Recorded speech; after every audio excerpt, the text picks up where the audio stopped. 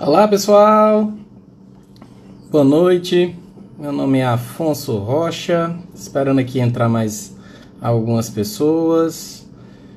Agradecer aqui a editora JH Mizuno, que está proporcionando essa semana de lives, trazendo um pouquinho de conhecimento jurídico e atualidades para tanta gente que está aqui em casa, né?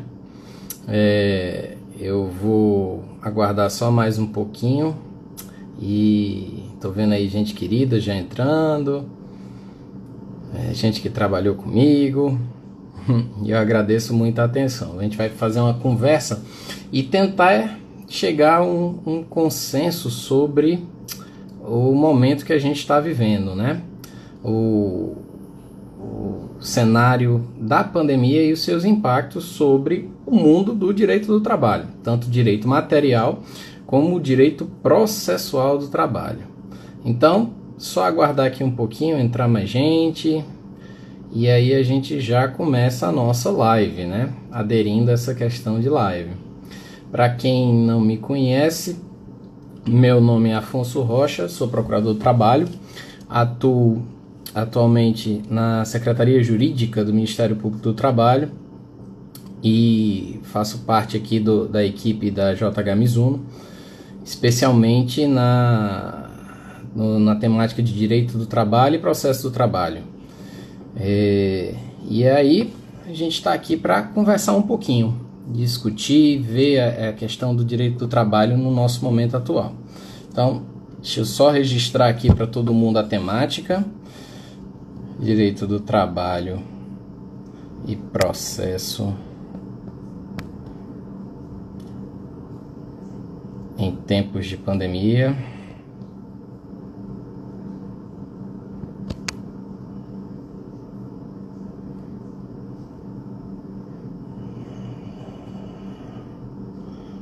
Okay. Bom, pessoal, feito esse agradecimento inicial, eu queria deixar aqui uma mensagem, porque eu desejo que todos que estejam vendo essa live estejam bem, estejam em casa, estejam seguros e tenham a mesma sorte, a mesma bênção que eu tenho de estar com a família nesse momento e tá todo mundo bem, tá todo mundo com saúde. Desejar também uma mensagenzinha de esperança para todo mundo que está aí assistindo, porque nesse momento vai passar e, dentro do possível, todos vocês que estudam direito do trabalho, que lidam com direito do trabalho e processo, possam aproveitar esse momento também para estudar, também para se capacitar, e dentro desse contexto a gente vem trazer aqui um pouquinho do que a gente está vivenciando hoje. Acho que nunca se falou tanto em direito do trabalho como o trabalho se tornou uma parte essencial desse momento, seja pelo medo da incerteza, dos riscos que o mundo do trabalho está sofrendo, que o trabalho individual está sofrendo, como ao mesmo tempo o trabalho no pós-pandemia. Então a nossa missão aqui é pegar alguns pontos atuais, tentar ser o mais eclético possível para que essa live possa atingir tanto quem está estudando, se preparando para concurso, para quem está advogando, atuar direto na ponta, para quem está querendo olhar lá na frente uma preparação para determinada carreira jurídica, e mais do que nunca, a sequência de mudanças que estão tendo tanto no direito material do trabalho como no direito processual do trabalho nos coloca numa necessidade de constante atualização. E é tanta legislação sequenciada que às vezes a gente se perde um pouco de como é que a gente está agora. Então, a minha missão hoje é conversar um pouquinho com vocês para como a gente chegou aqui, quais são as incertezas de hoje e o que é que a gente pode esperar para o futuro. E a nossa conversa vai ficar nesses três principais tópicos. Então, como é que a gente chega aqui? Qual é o cenário prévio do mundo do trabalho antes da pandemia? A gente está vindo de uma reforma trabalhista recente, 2017, e não houve tempo ainda suficiente para a maturação dos efeitos dessa reforma trabalhista. Então hoje, quando você vai analisar o direito do trabalho, o direito processual do trabalho, é inviável você não traçar uma origem hoje nas principais questões que estão sendo discutidas sem tocar na reforma trabalhista. A Lei 13.467 de 2017. Até porque é só agora que estão chegando as principais questões no âmbito do Tribunal Superior do Trabalho. Ou seja, arguições de inconstitucionalidade estão chegando para as primeiras definições do TST. Embora também alguns temas já tenham chegado na Justiça, no Supremo Tribunal Federal. Por exemplo, uma questão que chamou muita atenção e foi definida agora, foi definida há algum tempo, a questão das lactantes e gestantes em ambientes insalubres e perigosos. A ADI 5938, que fixou a proteção à maternidade. Então, em relação à reforma, você tem alguns pontos esporádicos, já com definições mais concretas jurisdicionais, mas você tem uma grande gama de situações que ainda estão variando no âmbito da jurisprudência. Duas são essenciais para quem está se preparando, por exemplo, para os concursos públicos, que é a questão da condenação dos honorários de sucumbência, o artigo 791A da CLT, pela redação da reforma, e os honorários de sucumbência para os beneficiários da justiça gratuita. Essa questão chegou agora ao TST em arguição de inconstitucionalidade. O TST vai ter que se pronunciar de uma forma uniformizadora em relação a isso. Além disso, a correção de débitos trabalhistas. Por exemplo, a correção pela TR, o artigo 879, parágrafo 7º da CLT, está agora em discussão se a TR vai funcionar como o índice de correção ou você vai reconhecer a inconstitucionalidade porque ela não recompõe o patrimônio lesado e você vai ter que aplicar outro índice, como por exemplo o IPCA-E, que veio expressamente mencionado recentemente agora na MP 905, que por sinal, essa MP 905 criou o contrato verde e amarelo, teve uma vivência conturbada, caducou agora e a gente está sob uma situação de incerteza. Então vejam como é que o nosso cenário prévio se relaciona agora com as incertezas de hoje que a gente está vivendo. Bom, é importante que a gente veja também que hoje o cenário que nós temos é um cenário de desregulamentação, é uma tendência de desregulamentação das normas trabalhistas, de revisão, muitas vezes, de entendimentos ditos como protetivos das relações de trabalho, uma revisão das normas regulamentadoras. O que são as normas regulamentadoras? Relembrando, são aquelas normas de cunho técnico sobre condições de saúde e segurança no trabalho. Então, essas normas também estão sob revisão. Então, vejam que você passa de um momento de vários questionamentos, você passa do momento onde você está questionando os cânones protetivos por conta de crises econômicas recorrentes que você tem no âmbito do direito do trabalho e da crise econômica trazida para o âmbito das relações de trabalho, e você tem um cenário agora de que, diante da pandemia, o Estado, os entes públicos estão se vendo na necessidade de gerar garantia de emprego e renda. Vejam como você chega às vezes numa situação um pouco paradoxal. Ou você privilegia emprego, e como é que você privilegia o emprego? É dando garantias ou é flexibilizando direitos associados? Para longe de qualquer discussão de cunho político ideológico, vocês têm que estudar as diversas vertentes, porque essas vertentes inspiram linhas legislativas de reforma e de aplicação do direito, tanto legislativa como no próprio judiciário. E é preciso entender esse jogo de forças, a síntese que surge desses conflitos. Então, a gente chega aqui de um contexto, 2017, de uma reforma trabalhista que atacou bases essenciais assim, de organização do mundo do trabalho. Por exemplo, o fim da contribuição sindical gerou uma pressão e uma possível desestruturação atual dos sindicatos.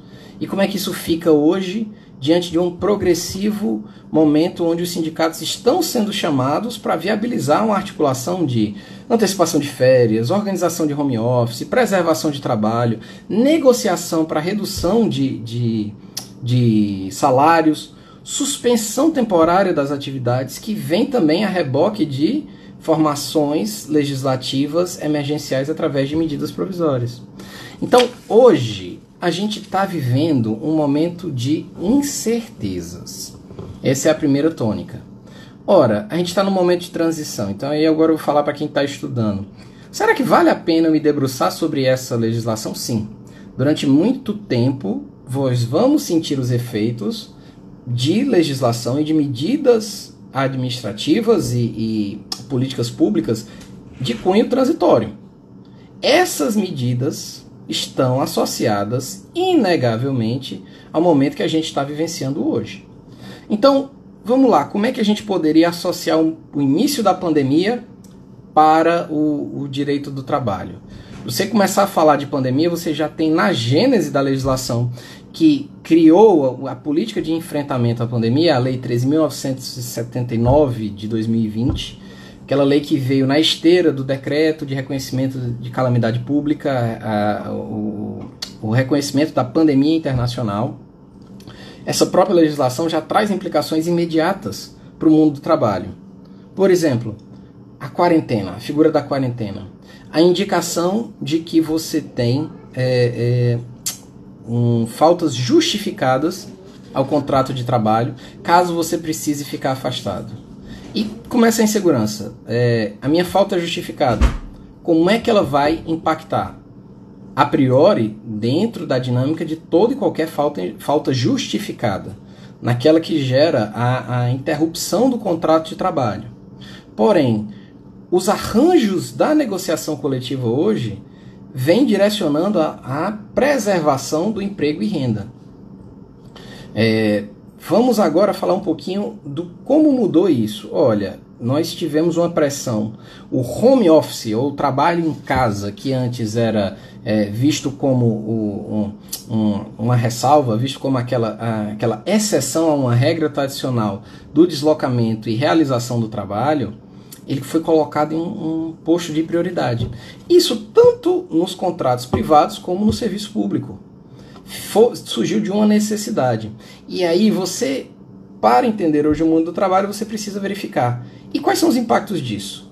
Como isso potencializa todas as discussões que o direito do trabalho já tinha sobre mecanismos de controle. Como é que você vai fazer hoje o controle de quem está em home office? Plataformas. Vocês podem esperar um surgimento de demandas, questionando, por exemplo, agora, e o direito à desconexão, que era muito debatido por conta desses mecanismos que permitem agora você, a qualquer momento, estar trabalhando. E aí, como é que fica esse direito? Como é que fica o controle agora de jornada? E isso eu falo agora para os advogados. Você que tem ou um cliente ou defende uma determinada empresa, como é que vocês, no aspecto produtivo, podem orientar os seus clientes a terem uma dinâmica adequada de gestão do trabalho? Por exemplo, hoje, nos meios, inclusive nos meios acadêmicos, já se discute como é que você vai fazer o controle de jornada. Como é que você vai fazer isso? Até discussão sobre grupo de WhatsApp de trabalho tem que ter hora para abrir e tem que ter hora para fechar. Por quê? Porque gera, inclusive, elementos de prova para controle de jornada.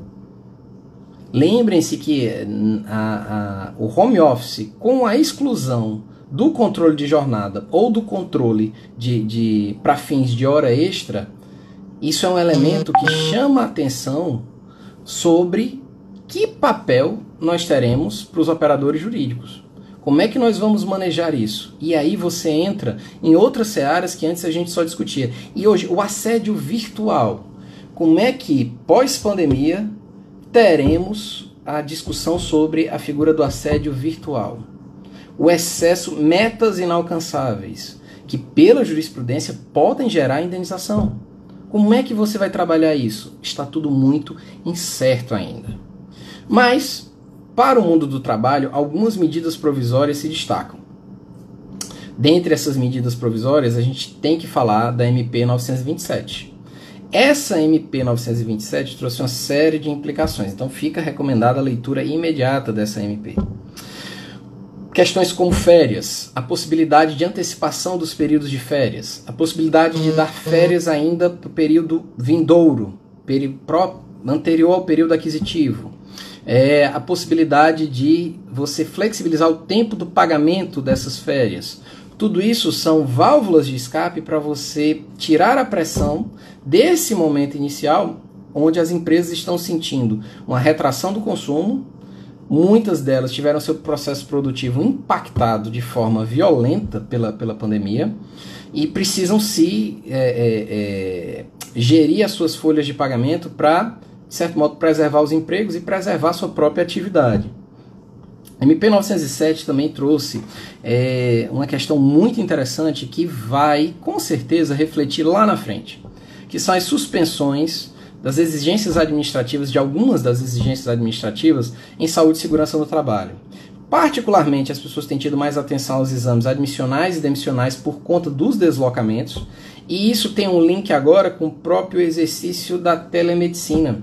Foi recentemente aprovada a regulamentação da telemedicina, que agora você vai ter um mecanismo de possibilidade de consultas por meios telepresenciais, pelas redes sociais, e isso eu não tenho dúvida que vai no futuro impactar também as relações de trabalho, as formas como exames demissionais, até o controle médico ocupacional poderá ser feito no ambiente empresarial. Mas essa MP também, especialmente, prevê a possibilidade de prorrogação de jornada para profissionais de saúde. Nós sabemos que profissionais de saúde agora são, não é querendo ser redundante, mas eles são verdadeiros heróis que hoje lidam na linha de frente, expondo a risco pessoal e a sua família. Não é à toa que várias manifestações públicas as pessoas espontaneamente valorizam, e isso deve ir além do reconhecimento em redes sociais e do reconhecimento que a mídia mostra de palmas, etc. Deve se transformar também em medidas legislativas de apoio a esses profissionais de saúde. De fato, o Congresso Nacional hoje tem feito um trabalho de transparência nos múltiplos projetos de lei sobre a Covid-19. Então, eu recomendo a todos que estão vendo essa live, recomendo que vocês, dentro do espírito cívico, estimulem todas as pessoas que vocês conhecem a tomarem ciência do que está sendo discutido, porque dentro das discussões hoje no Congresso, muitas medidas protetivas de profissionais de saúde e outras categorias estão sendo discutidas, e é preciso que a gente tenha atenção a essa dinâmica profissional também. Então, vejam que a MP busca flexibilizar alguns pontos para permitir a funcionalidade das empresas e permitir, especialmente para os segmentos de saúde, um melhor manejo de horas trabalhadas. Bom, além da MP 927, nós temos a MP 936. Essa que cria esse programa emergencial de preservação do emprego e renda. Ela cria a figura que todo mundo vai ter que se atualizar, especialmente para dar orientações. Quem trabalha na advocacia, quem está estudando para concurso, vai ver essas perguntas surgirem sobre o benefício emergencial, que utiliza como base o seguro-desemprego, a mesma base de cálculo do seguro-desemprego, a possibilidade de suspensão do contrato de trabalho por até 60 dias, com um respectivo período subsequente de garantia de emprego, a possibilidade, por acordo individual, ser realizada essa negociação de suspensão ou a redução para duas faixas salariais fixadas na medida provisória, quem ganha até R$ 3.135 e aqueles que têm diploma superior e recebem 12.202,12 centavos ou mais, eles podem fazer esse acordo individual. O Supremo Tribunal Federal foi chamado, na ADI 6363, a fazer uma discussão bem emergencial sobre isso. Nesse ponto, fixou-se o entendimento de que é possível. E eu recomendo a todos que hoje o constitucionalismo você não pode mais só se basear pelo resultado dos julgamentos. Hoje é essencial que você leia as razões e as discussões dos votos, porque a carga normativa dessas discussões impacta severamente os próximos pronunciamentos da Corte. É inegável que os ministros se pronunciaram, em sua maioria, com argumentos de ordem econômica. Ou seja, a interface entre o jurídico e o econômico hoje está cada vez mais imbricada. A pressão do argumento econômico se traduz em forma normativa. E ao se traduzir em forma normativa, acaba influenciando a razão de decidir do julgado. Então hoje, apesar da nossa Constituição ter uma indicação expressa de que a redução de salário se faz por negociação coletiva, foi reconhecido esse âmago de proteção. você vai descer aquelas discussões mais verticalizadas, se falam até que a realidade se impõe ao direito e por isso cria-se a força normativa dos fatos emergenciais. Então essa linha de discussão vai se tornar prevalente e eu não tenho dúvida de que isso vai chegar nos concursos públicos, por exemplo, em provas de segunda, terceira fase ou até mesmo em provas orais. Então é importante ter o conhecimento disso. Bom, além disso, o benefício emergencial, estamos agora todos discutindo. Uma informação interessante é que os esforços de política pública para a concessão desse benefício emergencial têm demonstrado a importância até das ações de fomento dos bancos públicos nesse processo de inclusão, e toda essa realidade colocou que existem brasileiros desconhecidos. Existe uma massa enorme de trabalhadores sem formalização, autônomos, trabalhadores informais, que muitas vezes não conseguem se organizar para exigir melhores direitos, e também uma série de outras categorias que foram impactadas. E eu acho importante a gente discutir essas categorias, por quê? Porque não só projetos de lei provavelmente serão aprovados agora, regulamentando e disciplinando uma série de profissões, ou agregando para uma série de profissões algumas garantias ou alguns disciplinamentos, como também muitas demandas judiciais já estão surgindo para essas categorias. Bom, vamos falar aqui um pouquinho sobre, vamos entrar aqui também em direito material do trabalho, agora de algumas categorias. A gente está diante de um momento onde as normas de saúde e segurança do trabalho se tornaram essenciais para você discutir com uma ampla gama de profissionais. Vamos começar, por exemplo, com os profissionais da saúde. Vejam, profissionais da saúde é um termo fluido, engloba uma série de categorias. Quando a gente pensa em profissionais de saúde, normalmente a gente só pensa em médico e enfermeiro, quando muito técnico de enfermagem ou então às vezes fisioterapia, mas existe toda uma gama de profissionais acessórios, por exemplo, odontologia, até mesmo quem faz a saúde funcionar, até mesmo maqueiro, que precisava ter uma série de equipamentos de proteção individual, e você tem hoje uma dificuldade de acesso a esses materiais. Então surgem questões no dia a dia e o Judiciário Trabalhista, os membros do Ministério Público, os sindicatos e advogados são chamados a discutir. E aí? Como é que fica o direito de resistência do trabalhador quando ele não tem, por exemplo, um EPI?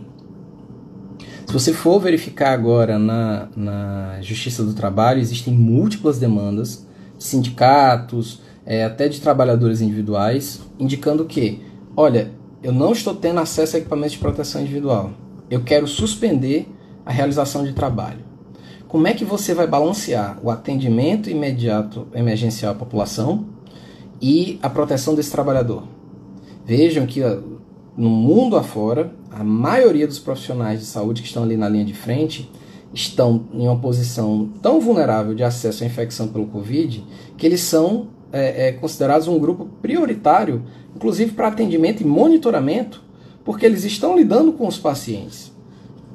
E aí, cada profissional de saúde que se afasta do campo de trabalho piora a situação da pandemia, porque você tem um profissional de saúde a menos quando você precisa dar vazão a uma gama de atendimentos. E aí, vamos descer agora umas questões bem práticas. Como é que está sendo feita essa contratação? Como é que os profissionais de saúde são contratados? Hoje, e isso vai lá na frente chegar para questionamentos judiciários, existem diversas modalidades desse tipo de contratação. Existem contratações diretas, muitos profissionais de saúde são concursados e profissionais de saúde dos estados, municípios, da União. Outros são contratos de contratualização, que se chama de contratualização no SUS. O sistema de saúde vai contratualizar equipamentos de saúde, vai na iniciativa privada buscar a complementação da sua rede pública, caso ele não consiga atender. E aí esses profissionais não são vinculados diretamente ao Estado, mas atualmente estão sob coordenação do Estado. Outra ferramenta de contratação que está ganhando prevalência um pouco pela sua agilidade, mas sem descurar de uma série de problemas trabalhistas, são as figuras das organizações sociais. Muitos dos contratos para os hospitais de campanha, a gente pensa, tem tantos hospitais de campanha abertos hoje no Brasil. Fica a inferência de que isso é o próprio Estado que está gerindo. Não. Muitas vezes o Estado está contratando uma organização social para equipar e manter esses hospitais de campanha. E a OS é uma organização privada. A contratação desses profissionais de saúde se dá pela CLT. Então você vai ter muitas situações onde profissionais de saúde que já possuem vários vínculos, vão multiplicar seus vínculos pela necessidade. Então você vai ter uma relação trabalhista regendo a situação de saúde. Então, mesmo com o ente público, as normas de saúde e segurança se aplicam, também é até uma fiscalização mais direta sobre entidades privadas. Você vai ter também vários municípios, a atenção também para a contratação direta. A contratação direta, contratos emergenciais, é uma prática já comum em vários municípios, mas ela sempre é acompanhada, e isso é algo que a gente vê no judiciário, muitas vezes de disputas sobre o pagamento das verbas desses profissionais de saúde. Então, há uma expectativa, inclusive, de que no pós-pandemia veja-se um crescente desse tipo de demanda, especialmente situações como excesso de jornada, pagamento das horas extras, questões de indenização, muitas vezes por questão do adoecimento. E aí, nesse ponto, o profissional de saúde está particularmente exposto à questão da Covid.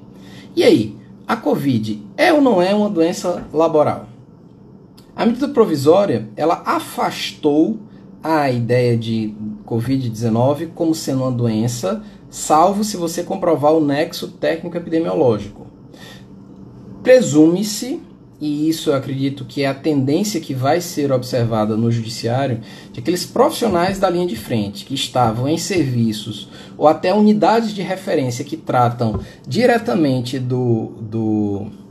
da saúde, entram nesse conceito e será reconhecida como doença laboral. Alguns projetos de lei já aceitam, já preveem isso, já estão a prever isso. E é importante, na nossa opinião, é importante que isso venha a ser reconhecido, até como uma forma de você preservar e valorizar esses profissionais. Então, nesse ponto, os profissionais de saúde merecem toda a deferência e merecem esse estudo peculiar. Demandas sindicais vão ser amplamente discutidas sobre qual é a extensão do direito de proteção. Nessa linha, é importante até vocês saberem do que acontece, a maioria dos estados possuem gabinetes de crise, que estão sendo compostos por múltiplas instituições. O Ministério Público Brasileiro possui um gabinete de crise integrado, que é conduzido pela Procuradoria-Geral da República e também pelo Conselho Nacional do Ministério Público, congregando a difusão de várias atuações. Então, o Ministério Público, não só na área trabalhista, mas em todas as áreas, seja na cobrança da saúde, seja no controle do patrimônio público com esses gastos, seja no controle administrativo da observância das normas de restrição, está fazendo um trabalho de cunho nacional. Então, hoje, as instituições mais do que nunca estão tendo que se falar. E hoje a palavra de ordem vai ser transversalidade. Ou seja, a influência de alguns da pauta institucional de várias instituições tendo que se compatibilizar. E aí, não podemos deixar de falar, né? A nossa editora também aponta para aqueles que estão estudando para concurso.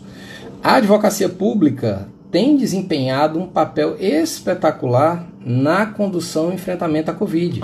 Então você vê que quem está de olho numa carreira da advocacia pública, por exemplo, vai ter que estudar essa questão do direito do trabalho, porque vai gerar um impacto futuro. É comum, já hoje é comum, você ter os entes públicos em polos passivos de reclamatórias trabalhistas na contratualização e como responsabilidade subsidiária nos contratos das organizações sociais. Eu acredito que esse movimento vai se tornar ainda mais prevalente depois da pandemia. Bom, isso aí só para falar um pouquinho de profissionais de saúde. Agora, outra categoria que também chamou muita atenção nesse momento são toda uma massa de trabalhadores, entregadores por aplicativos. Hoje a doutrina já começa a discutir os liames associativos desses trabalhadores, trabalhadores por plataformas. E nós estamos vendo uma multiplicidade de reações a esses trabalhadores.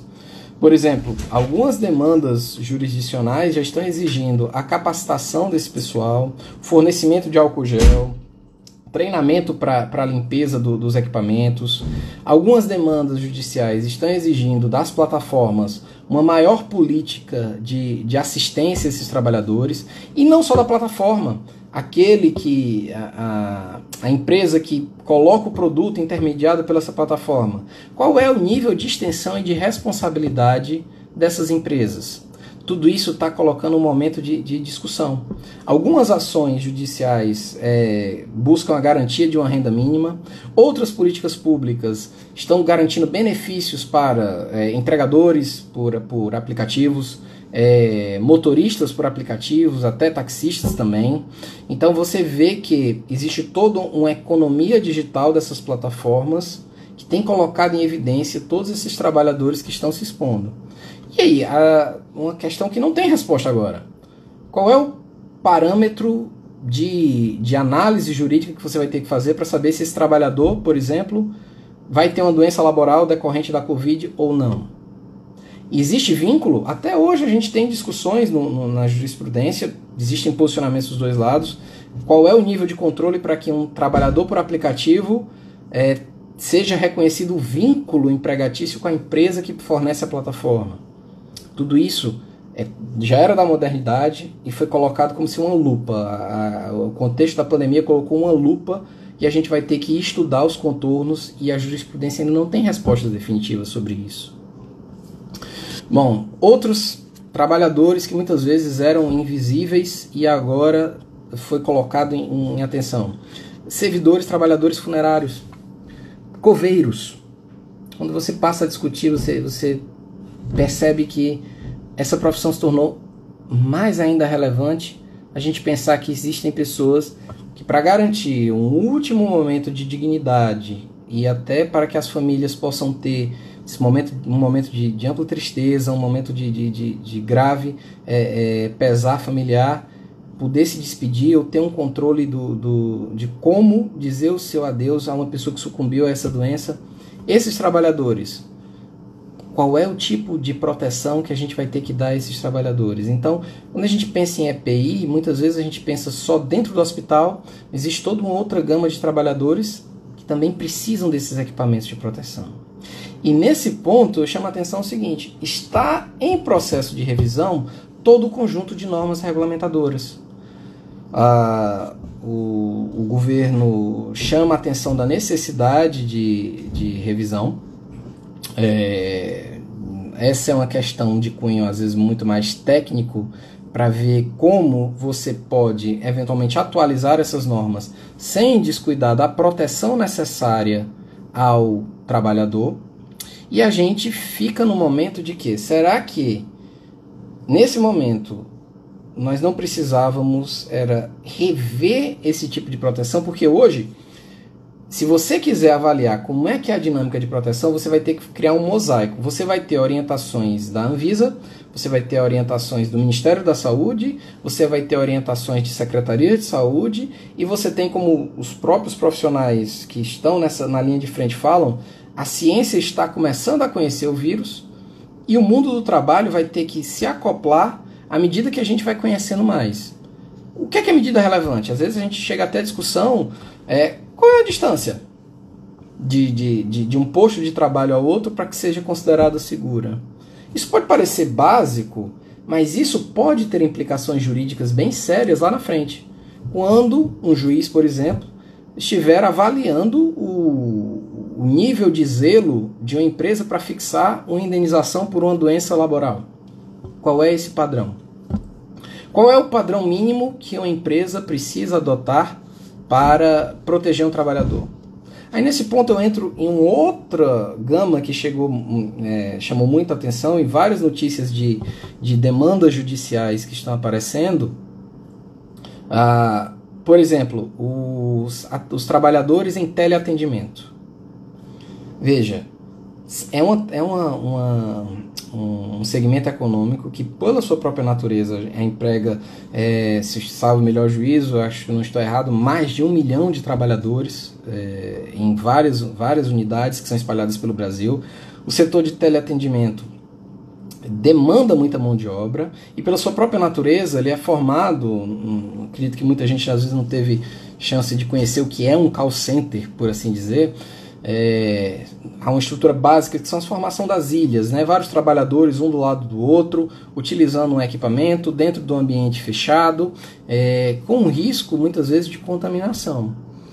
E aí, qual é o padrão de segurança que essas empresas têm que adotar? Porque não tenham dúvidas, muito do que a gente chama de serviço essencial depende exatamente dessa ponte que é feita através de um call center.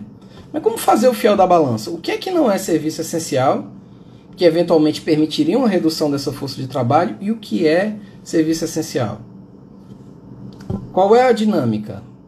Como é que você vai fazer um acompanhamento médico ocupacional dessas pessoas que você também pode considerar são essenciais? É o que faz o sistema funcionar. Então, é só o fornecimento de um kit? É fornecimento de máscara? Que tipo de máscara? É só a máscara de pano? É a máscara cirúrgica? Existe risco de aerodispersão? Qual a frequência de limpeza de um telefone? Então, o mundo do trabalho agora está irmanado com as orientações científicas. A gente precisa saber disso aí também. Nesse ponto, a gente também chega agora falar um pouquinho de processo.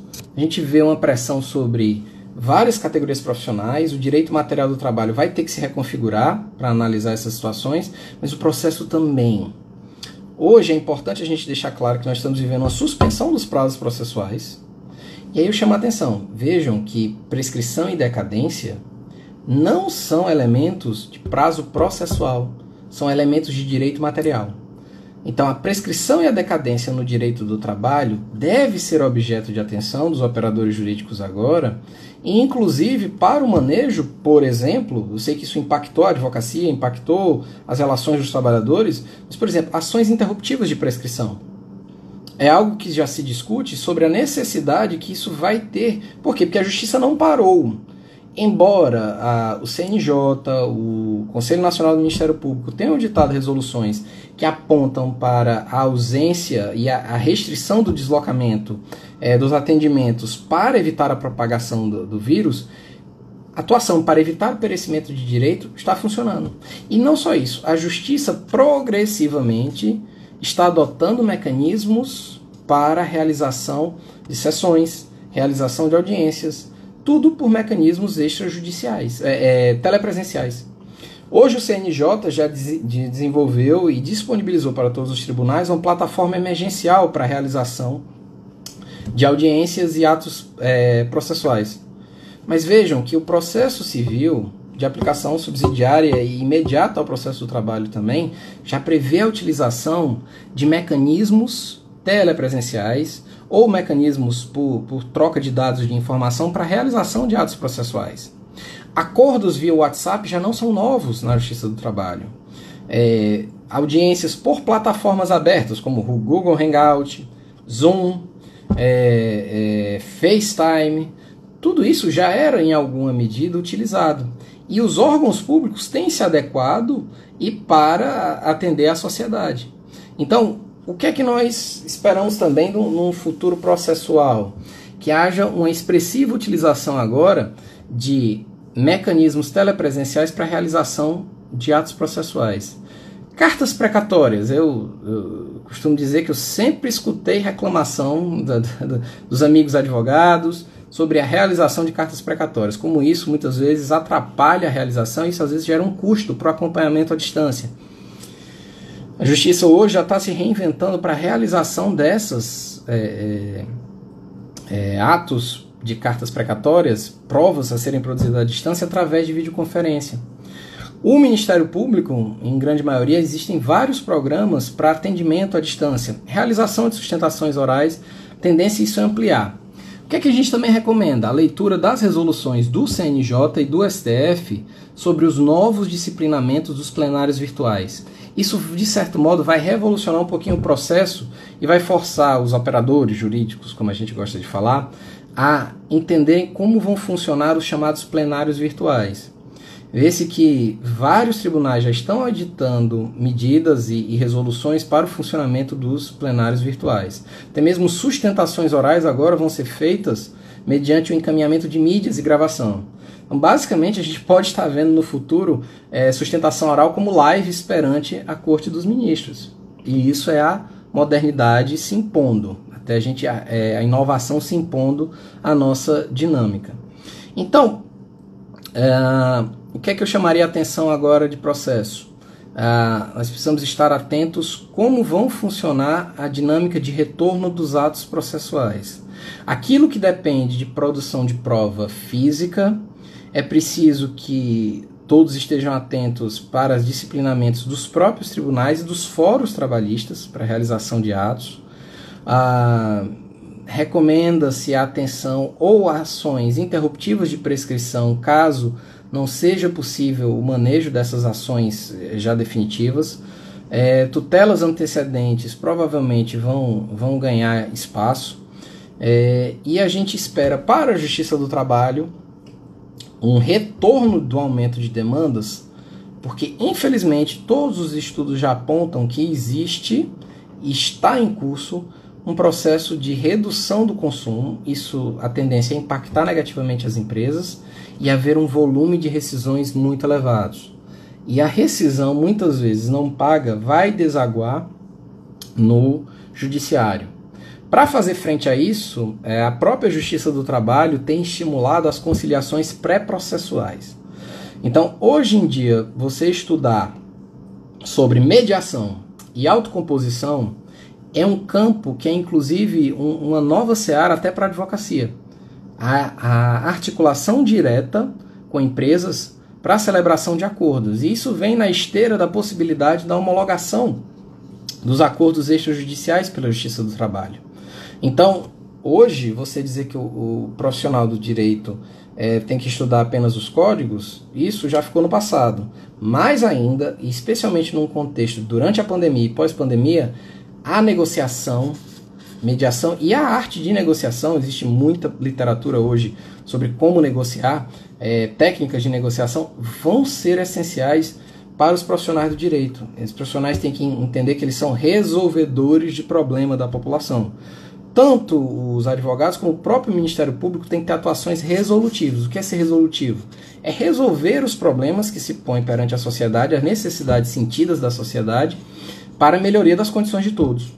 Então, esse é o contexto de muitas incertezas que a gente tem, e eu já entrei um pouquinho no que a gente pode esperar para o futuro. Então, vamos fazer aqui um exercício de futurologia. Vamos ver o que é que a gente pode prever do que pode acontecer. Entrei um pouquinho em negociação, vamos falar do futuro da negociação coletiva. Como sairão os sindicatos nesse momento? A redução e a suspensão de contratos de trabalho, esperamos que se mostre uma medida salutar, porque todo mundo aqui defende que as empresas sobrevivam, continuem produzindo e os trabalhadores tenham acesso, até porque a nossa Constituição fala na busca do pleno emprego. Então nós temos que pensar nesse viés.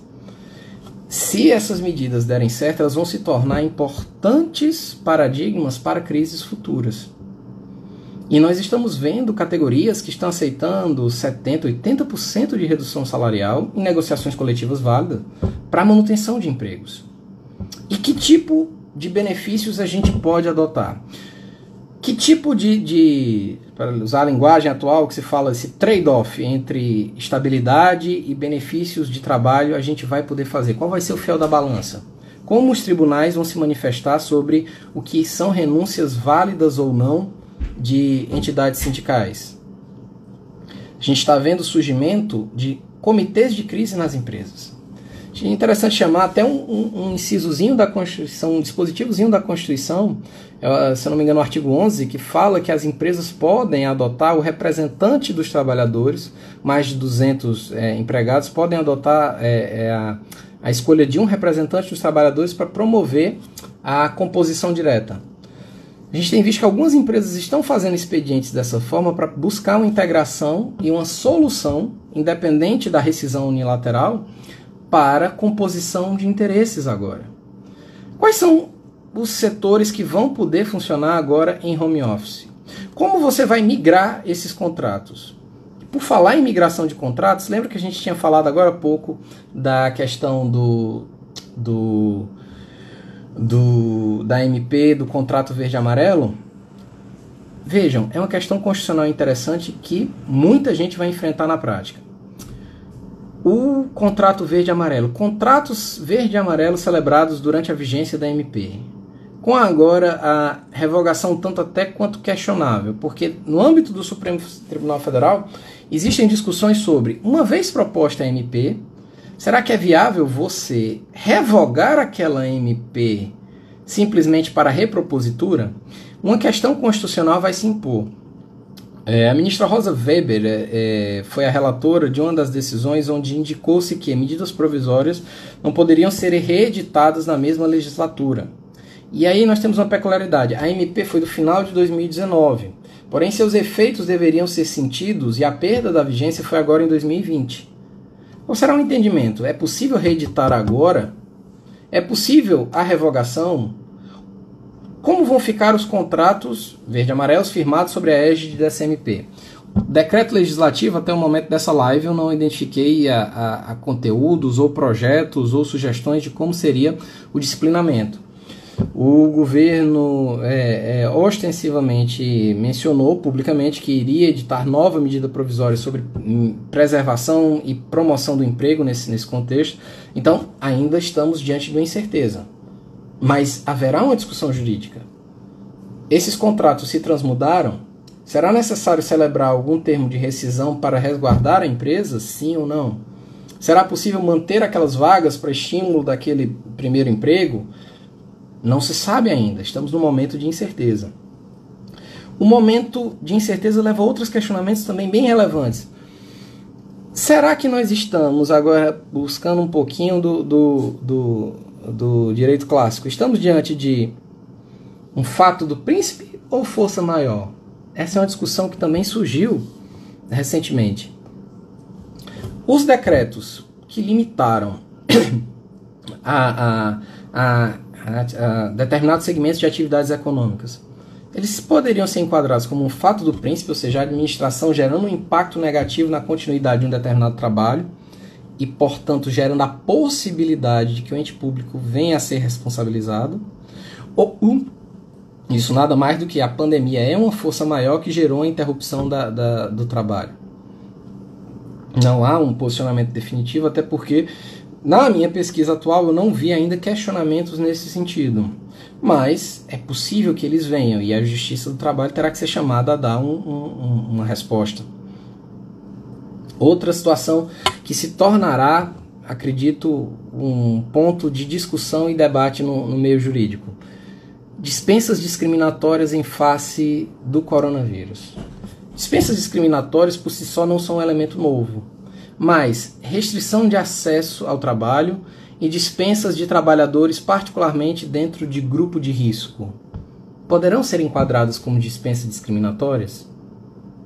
A princípio, sim. Outra discussão que poderá chegar, inclusive com reflexos em ações judiciais. O assédio no ambiente de trabalho, seja para o retorno à atividade, em descumprimento a normas de saúde e segurança, em descumprimento a regras de quarentena para grupos de risco, e o assédio virtual, a exigência de metas de cunho virtual. Como é que a gente vai equacionar isso?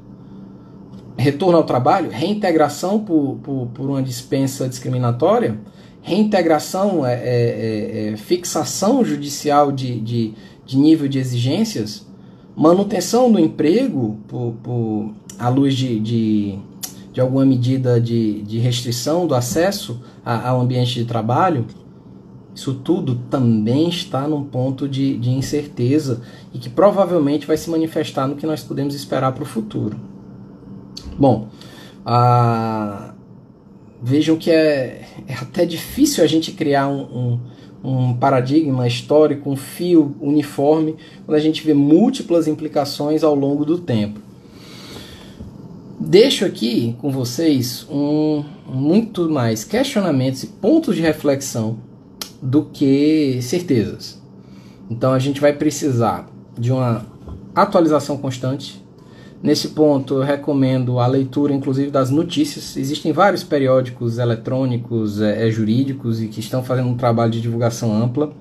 Preciso acompanhar a jurisprudência dos tribunais superiores. Mais do que nunca, quem está se preparando para concurso vai ter que ler os informativos. Eu recomendo não só os informativos, como as notícias.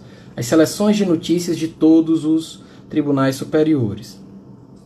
Para aqueles que estão de olho em concursos públicos, a gente chama a atenção de que a área trabalhista é uma área particularmente gratificante quando a gente vai lidar com a preservação dos direitos sociais.